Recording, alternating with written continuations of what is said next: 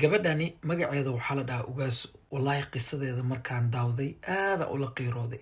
dabcan calooshay ka hadashay sababtoo ah gabadhani in ka badan muddo ayay social media ka maqnayd. gabadhani caanay ka ahayd Instagram-ka iyo Facebook. gabadhani hal kelmad oo ay taageerayaasheeda ku dhaheen ayaa sababtay inay social mediaheeda ku wayso, farxadeeda ku wayso, xitaa ganacsigeeda uu ku burburo. waayo waa sababta xabiibkeena uu u leeyahay qowlka wanaagsan waa sadaqo.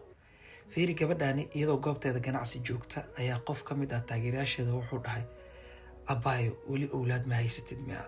ilmaha ka waran.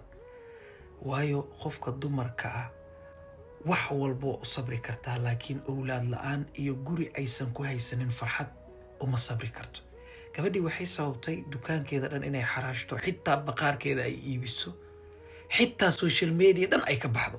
ugu dambeyn gabadhani waxay go'aansatay iyadii hooyadeeda inay Sacuudiga aadaan si ay u soo duceystaan.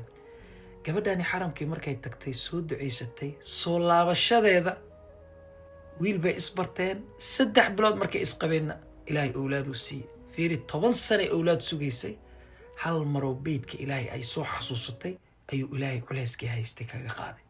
marka ujeedkayga wuxuu yahay, dadka qaar waxay leeyihiin aniga owlaad badan inaan dhalo ma rabo, aniga 2 ka badan inaan dhalo ma rabo. kuwa qaarna ilaahay u nimceeyey waxay leeyihiin owlaadan buuqooda stresskooda nacay, haddaan saan ogaan lahaa maba guursadeenba, kuwaa maxaa iga soo saaray. ilaahay erey gef afkaada waa ka soo yeeriyaa, laakiin kuma cafiyo. marka hadallada afkaada ka soo baxaya ka fiirso, waayo nimcada haysatid qof walba ma haysto.